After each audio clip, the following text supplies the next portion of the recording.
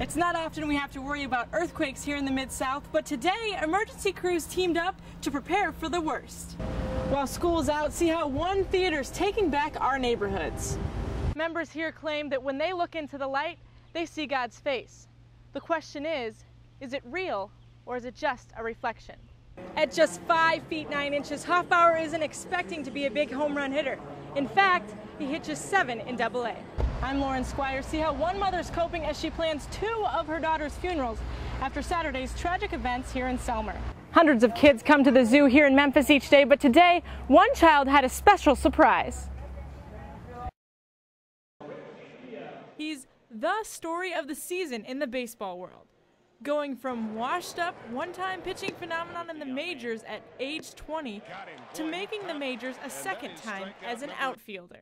Yes, Rick Ankiel is on the verge of doing something seemingly impossible. I think the homers have come a little faster than I expected, and but obviously a good surprise. And you know, I'm feeling good about the way things are going. Just hopefully to keep progressing. Home runs. A Pacific Coast leading 26.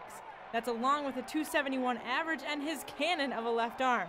For him, it's not if, but when will he return to the Cardinals? You know, obviously I'm hoping for a call-up in September or anytime sooner, but you know, for me it's just about coming here and playing day in and day out and just trying to get better at everything that I'm doing every day. Now that Ankiel has reinvented himself as a home run hitting center field, he's a lot more selective about who he chooses to talk to. In fact, a couple of weeks ago, ESPN came in town wanting an interview, and he turned them down. I'm focused on the season. You know, all that just seems like a distraction at this time. And you know, I'm just another minor league guy having a decent season. So for me, you know, at this time, you know, I just want to come out here and focus on playing, not really worry about so much outside stuff. It's that exact mindset that's gotten him through the horror of a failed career as a pitcher and back on the brink in the big leagues. Redbirds manager Kevin Maloney says Ankiel is by far one of the best athletes he's ever seen. 7 years old, they're throwing rocks and spray painting. 10 years old, they're in a gang, all because they have nothing to do. But there's no time for that here. At Hadaloo Theater in Memphis. That's because over 24 children have invaded the theater as members of Camp Awareness. And we're going to look forward to you making a statement in your life. It's an outreach program that teaches children the ins and outs of theater and much more.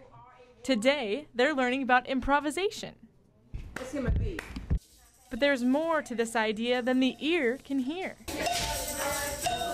Theater founder Akun Dayum Bendela says, it's all about being exposed to culture. Everything that we say is beyond their 5-block radius, we try to expose them to. And a 5-block radius, we say, is church, school, and home.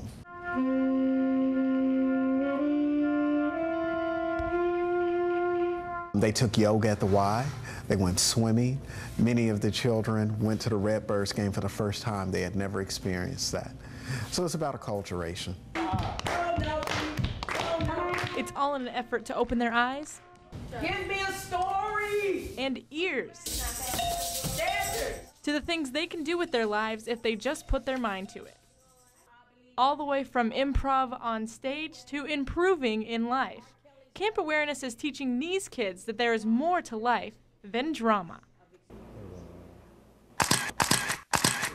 It all started one Friday night at this church on 6th and Looney. I was preaching on God knows where we are.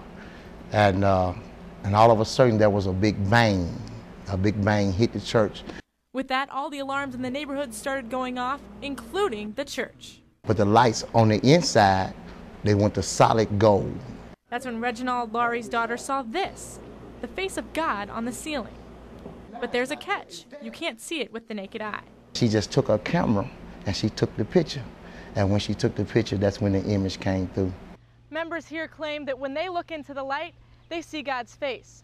The question is it real or is it just a reflection? I mean, it really speaks for itself because you know it's not from here because you've never seen anything on earth that looks like that. As for why you can't see the face without a camera, that may be the biggest mystery of all.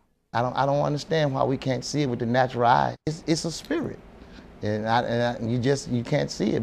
Church members say whether you see it or not, this image clearly reflects their faith. I believe that this is the face of God appearing to man.